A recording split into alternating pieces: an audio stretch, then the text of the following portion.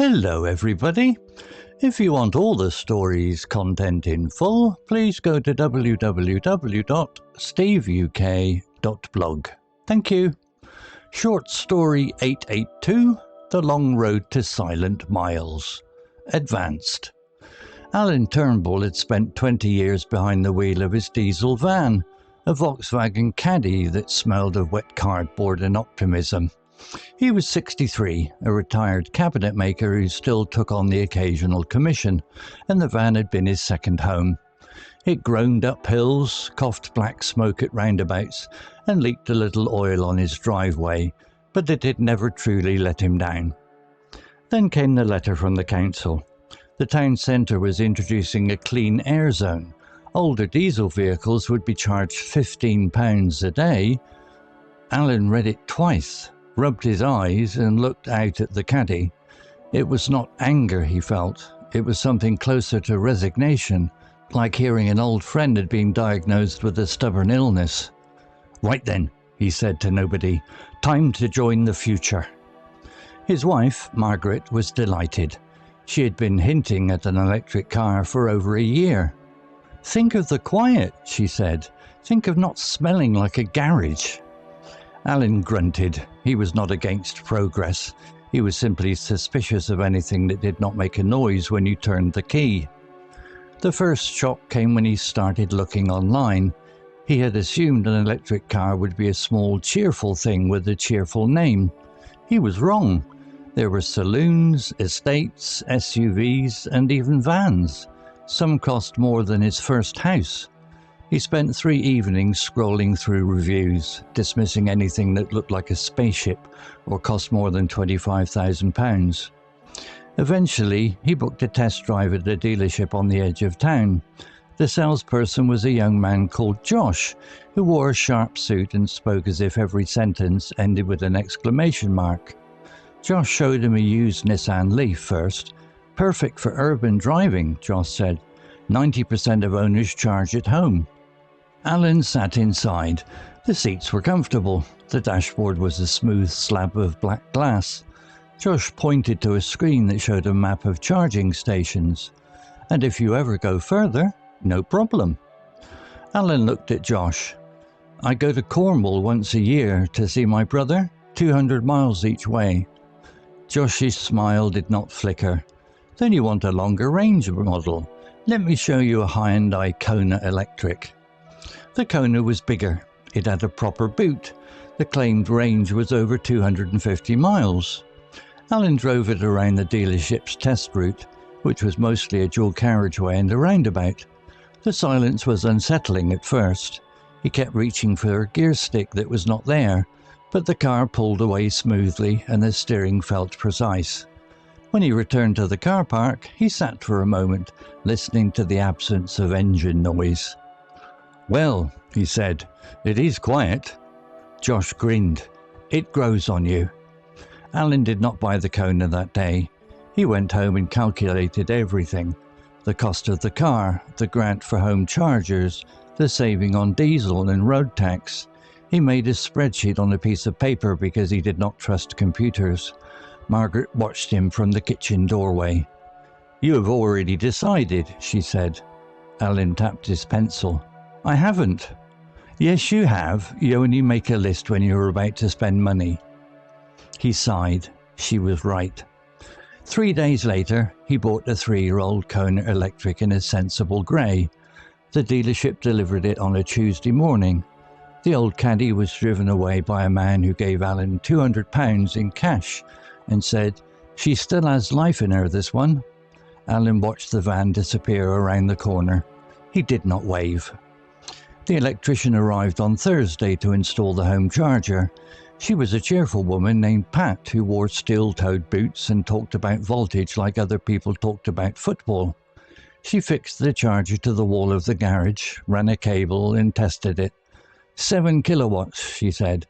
"Overnight you are full. No public charging needed unless you drive to Scotland." Alan nodded. He had no plans to drive to Scotland.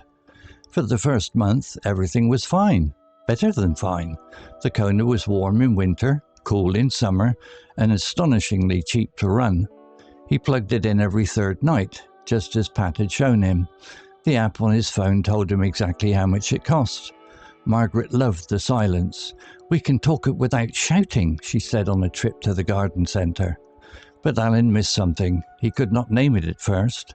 Then he realised he missed the ritual. The old van had required management. You listened for odd noises, you checked the oil, you planned your journeys around fuel prices. The Kona required nothing. It just worked. It was like having a washing machine on wheels. The true test came in July when Alan drove to Cornwall to see his brother, Derek. He planned the route carefully. There would be one rapid charge at a motorway services near Bristol. He found the charger easily enough. It was a row of white boxes in the corner of the car park, next to a skip and 2 vending machines. He followed the instructions on the screen. He tapped his contactless card. Nothing happened.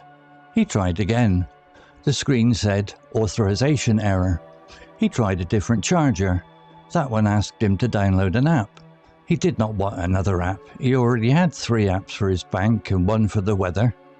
A young woman in a Renault Zoe saw him standing there muttering. She walked over and helped him. It took 7 minutes. 7 minutes to start a charge. "It is a bit of a jungle," she said cheerfully. "You need different apps for different networks." Alan sat in the car while the battery filled. He watched families eating sandwiches and lorry drivers walking their dogs. He felt old, not because of his age, but because the world had quietly rewritten its rules while he was not looking.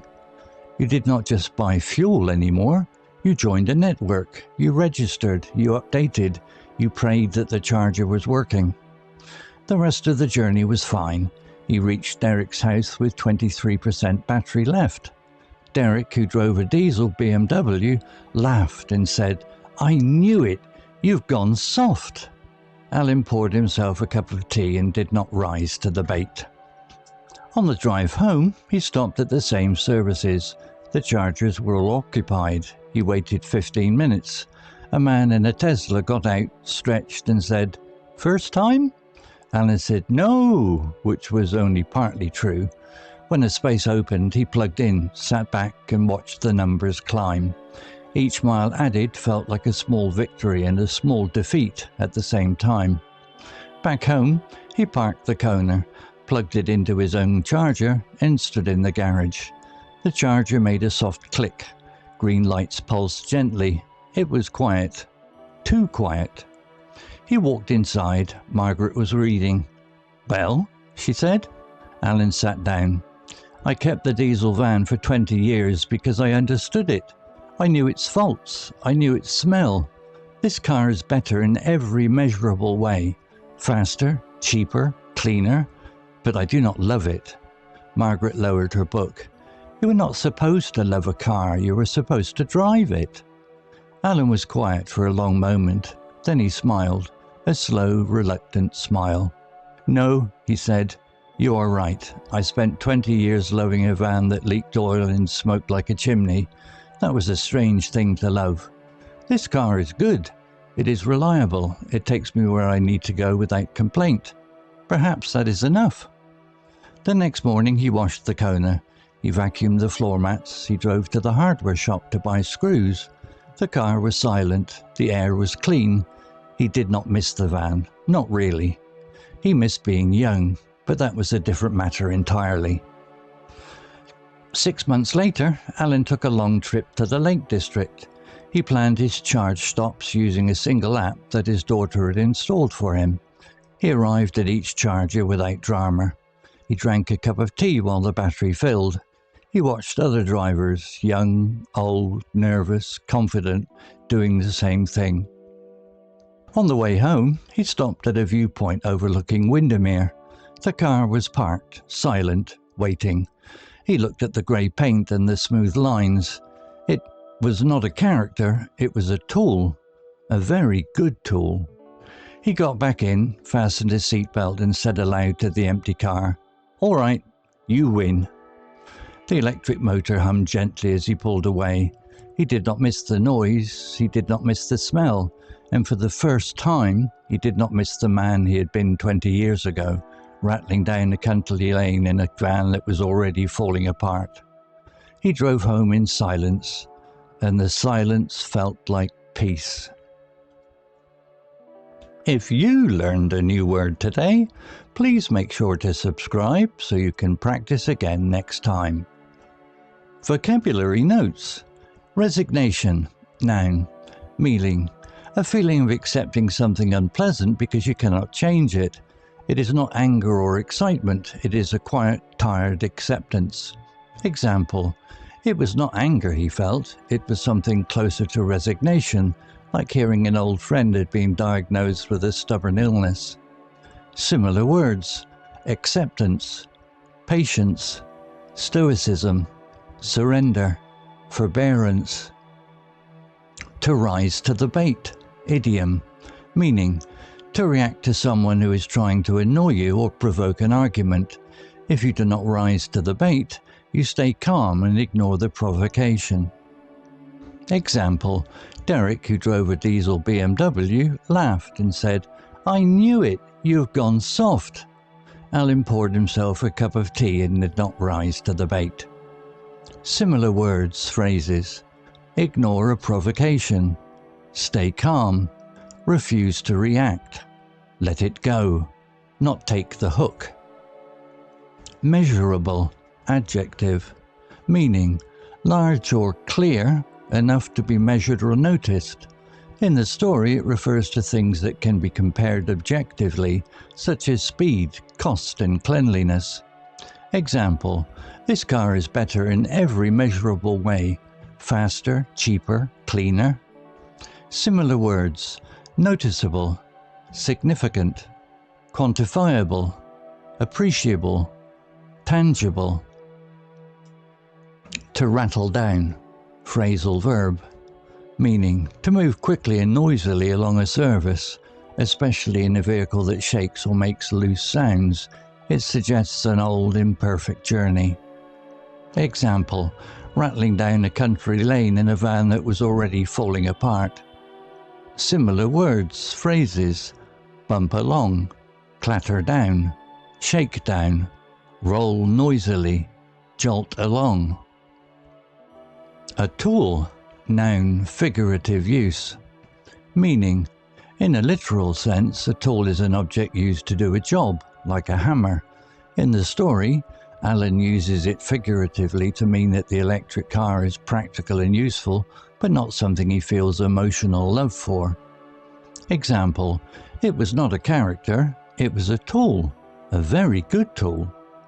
Similar words, figurative, instrument, means to an end, device, appliance, implement. Story written by DeepSeek, image created by onemin.ai. To read, see all the story's content in full, please go to www.steveuk.blog. Thank you. CC Music, Drifting at 432 Hz, Unicorn Heads.